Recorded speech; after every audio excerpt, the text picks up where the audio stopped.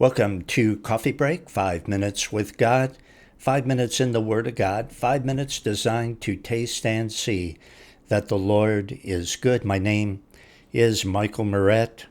Reading today, Proverbs 17, verse 17, actually verse 7, sorry. Excellent speech becomes not a fool, much less do lying lips a prince. I love the correlations that God makes here.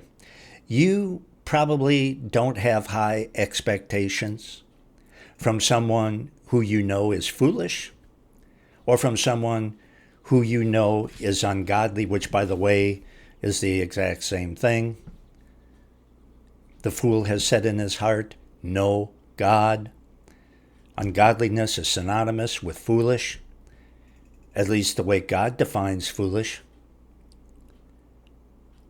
And you don't have high expectations from people like that. In fact, you would be shocked if they ever said anything worth listening to.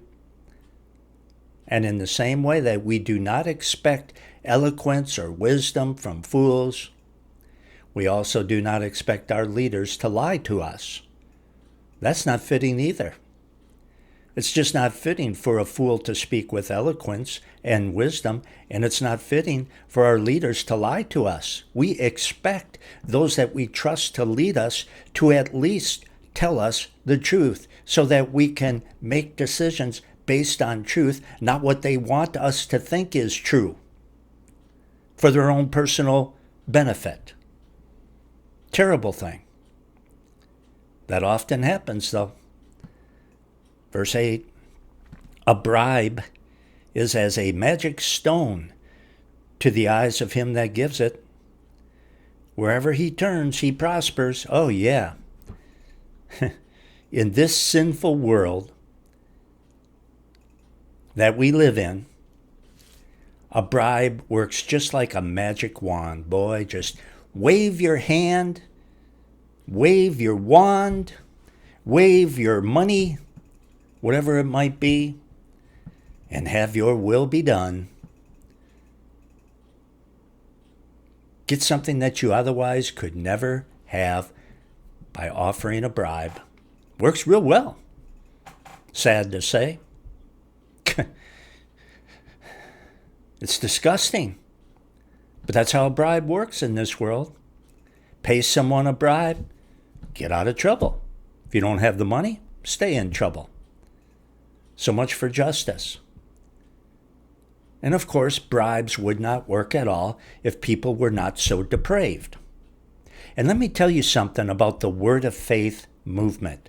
The Word of Faith liars, more accurately. They basically teach that you can bribe God. And they bribe you, the people who listen to them and support them. Because if you send them offerings and contribute to their multi-million-dollar bankroll and their multi-million-dollar homes, if they're in essence inviting you to, or I should say, bribing you. Because if you give to them, then you can be rich if you have enough faith. And all you have to do is bribe God, see? Pay me.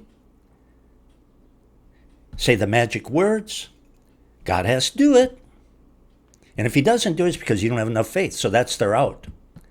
Not our fault. It's your fault. You don't have enough faith.